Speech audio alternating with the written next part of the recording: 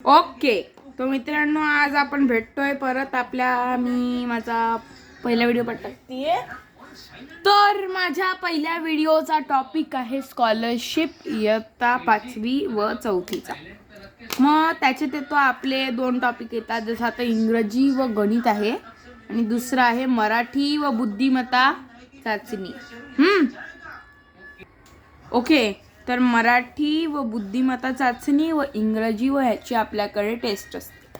मग आपल्याला ह्याच्यात करायचं काय आहे, आपला अभ्यासक्रम कसा असला पाहिजे, आपल्याला काय काय येतं. तर हा फक्त एक असा आपण काय बोलू शकतो, याला एक डेमो, म्हणजे ह्या 2 पेपरबद्दल आपण आज फक्त काय आहे त्या पेपरमध्ये हे बघणार आहोत. लवकरच आपला पुढचा व्हिडिओ त्याच्यात मी सांगणार आहे की त्या पेपरमध्ये काय असणार. हा मी सांगत होते इंग्लिश मीडियमचा. आता मी सांगते भाषा 1 असतो आणि व गणित असतो. गणित हा सब्जेक्ट फिक्स आहे पेपर 1 मध्ये.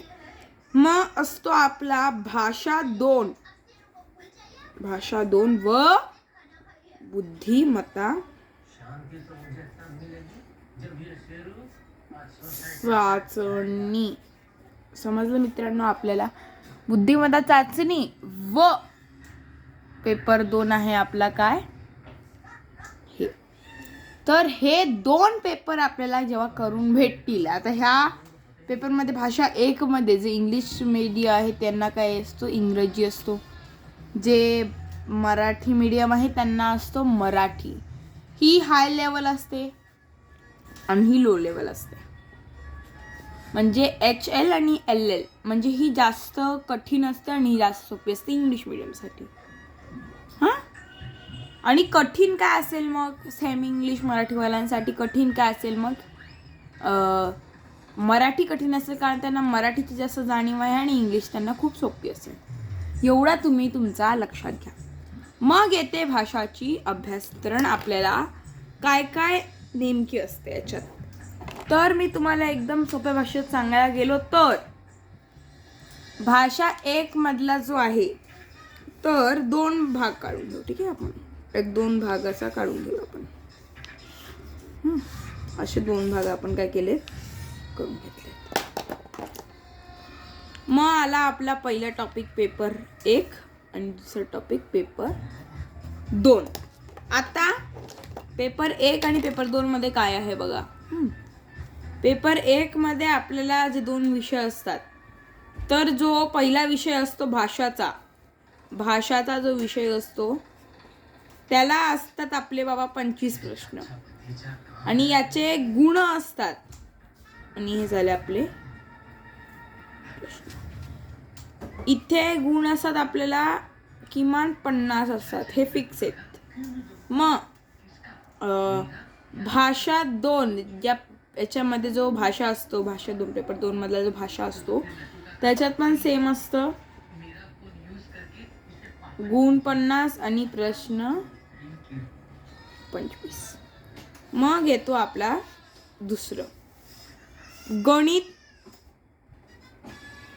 आणि IT म्हणजे बुद्धिमत्ता. मी बु आणि द म ता चा.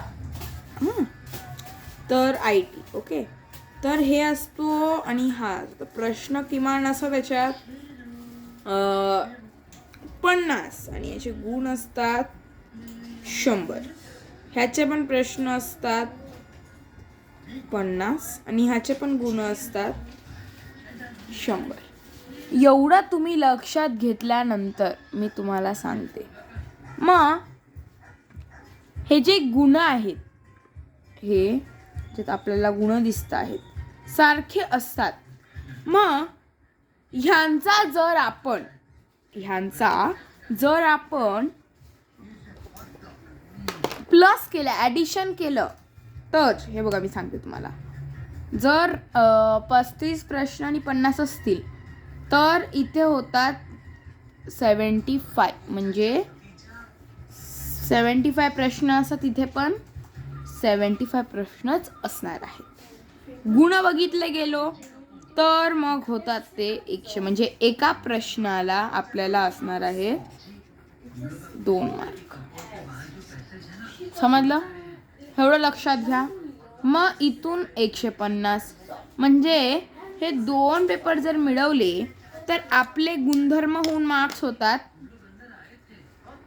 300. समजलं एवढी गोष्ट. म्हणजे आपल्याला 300 मधनं स्कॉलरशिप मिळवण्यासाठी पात्रता असते 39% तुम्हाला पात्रता असते.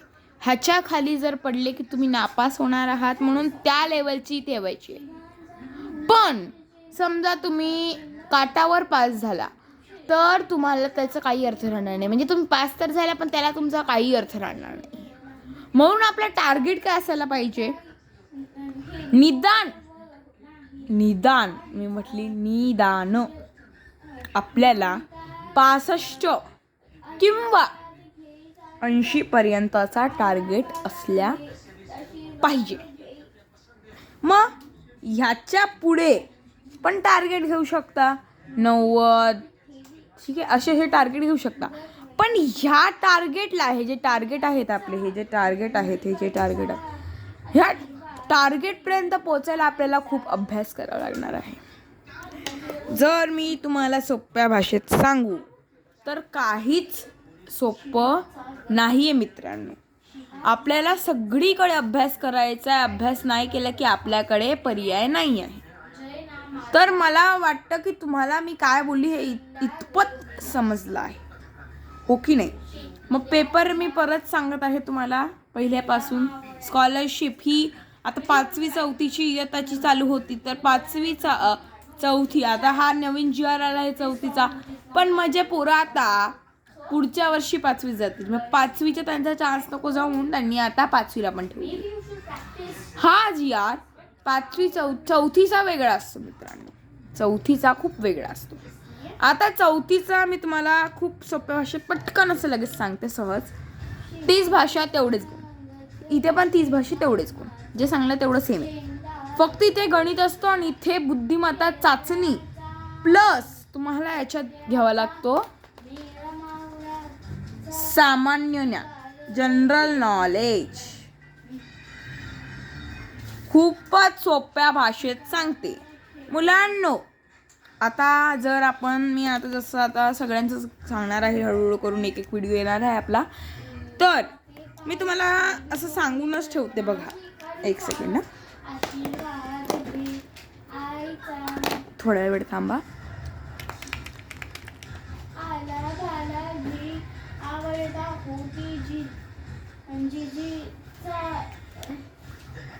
काठावरती आपल्याला अजिबात पास व्हायचं नाही, हे लक्षात घ्यायचंय.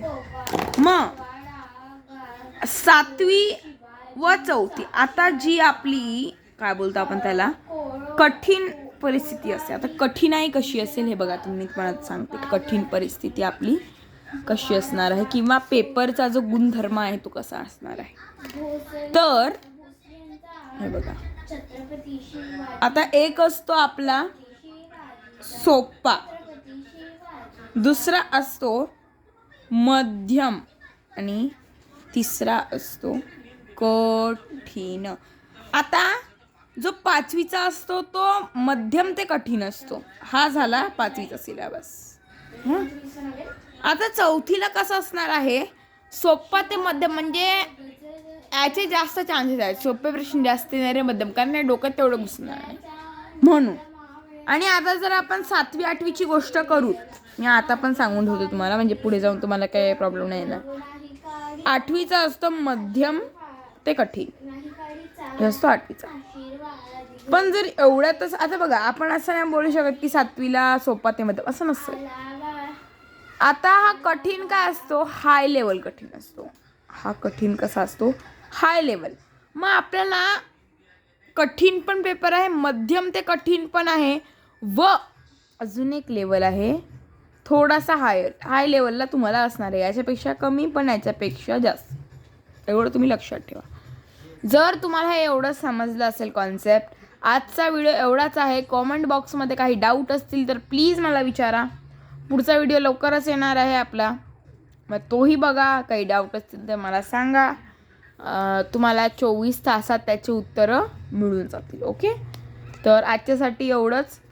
तयारी पण आपण यूट्यूबवर चालूच करणार आहोत, तसं आपलं चॅनल सबस्क्राईब करून ठेवा. ओके, चलो बाय.